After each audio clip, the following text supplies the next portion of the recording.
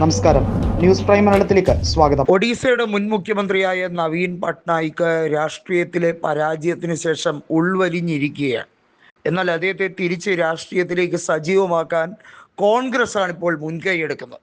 ബിജു ജനതാദളിൽ രാഷ്ട്രീയ പോരുമുറുകുകയാണ്. അതായത് ആര് പാർട്ടി പിടിച്ചെടുക്കും, ആര് നവീൻ പട്നായിക്കിൻ്റെ പിൻഗാമിയാകും എന്നൊക്കെയുള്ള ചർച്ചയാണ്. എന്നാൽ ആ പാർട്ടി തമ്മിൽ തല്ലി മുടിയാൻ പോവുകയാണ് എന്ന തിരിച്ചറിവ് ആ സംസ്ഥാനത്തെ ജനങ്ങൾക്കുണ്ട്, സാധാരണക്കാർക്കുണ്ട്.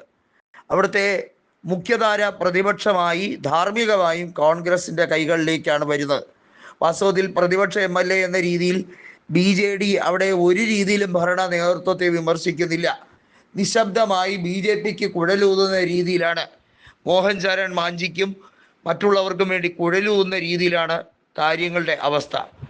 നമ്മൾ നോക്കൂ, ഈ പറയുന്ന ഒഡീസയുടെ മണ്ണിൽ എങ്ങനെയാണ് BJP കടന്നുകൂടിയത്, സഖ്യകക്ഷികളെ എങ്ങനെയാണ് BJP പരമാവധി ഉപദ്രവിക്കുന്നത്, അവരെ നിർവീര്യമാക്കുന്നത്.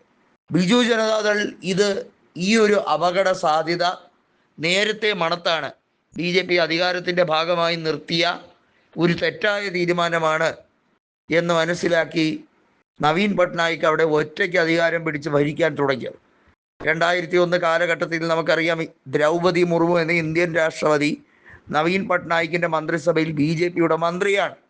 അത്തരത്തിൽ BJPയുമായി സഹകരണം ഉറപ്പിച്ചാണ് നവീൻ പട്നായിക് മുന്നോട്ട് പോയത്. എന്നാൽ ഒഡീസയിൽ പിന്നീട് ക്രമേണ അവിടെ സംഭവിച്ചത് എന്താണ്? BJP BJDയെ തുരത്തുന്ന സാഹചര്യത്തിലേക്ക് കാര്യങ്ങൾ കൊണ്ടുപോയി. എന്നാൽ കോൺഗ്രസിൻ്റെ അല്ലെങ്കിൽ പ്രതിപക്ഷത്തിൻ്റെ യഥാർത്ഥ സ്പേസ് ഈ രണ്ട് രാഷ്ട്രീയത്തെയും എതിർക്കുന്ന രാഷ്ട്രീയത്തിന് പ്രാധാന്യം കൊടുത്ത് മുൻഗണന കൊടുത്തിരിക്കുകയാണ്. ബിജു ജനതാദളിൽ ലോക്സഭയിൽ ഒഡീസയിൽ നിന്ന് ഒരൊറ്റ സീറ്റില്ല. അതേസമയം കോൺഗ്രസ് പലയിടത്തും 2ാം സ്ഥാനത്തേക്ക് എത്തുകയും ഒരു സീറ്റിൽ വിജയിക്കുകയും ചെയ്തു. അവർക്ക് പരമ്പരാഗതമായ ശക്തി കേന്ദ്രങ്ങളുണ്ട്. ഒത്തൊരുമിച്ച് നിന്നാൽ 21-ൽ 15ഓളം സീറ്റുകളുമായി അടുത്ത തിരഞ്ഞെടുപ്പിൽ വിസ്മയപരമായ മുന്നേറ്റം നടത്താൻ കഴിയുമെന്ന പ്രത്യാശയിലാണ് കോൺഗ്രസ് നേതൃത്വം. ലോക്സഭാ തിരഞ്ഞെടുപ്പിൽ ഏറ്റ കനത്ത തിരിച്ചടിയും സംസ്ഥാനത്ത് നിന്നും അധികാരം പോയതിൻ്റെ വൈഷമ്യത്തിലും ബിജു ജനതാദൾ പിരിച്ചുവിടാനാണ് നവീൻ പട്നായിക്കിൻ്റെ നീക്കം.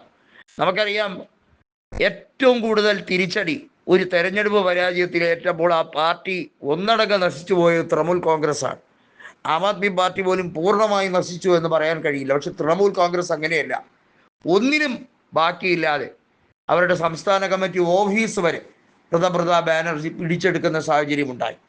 പക്ഷേ ബിജു ജനതാദൾ പാർട്ടി ആരും പിടിച്ചെടുക്കേണ്ട, കോൺഗ്രസിലേക്ക് തനിയെ ഒഴുകിയെത്തുന്ന രീതിയിലേക്ക് കാര്യങ്ങളുടെ അവസ്ഥ പോവുകയാണ്.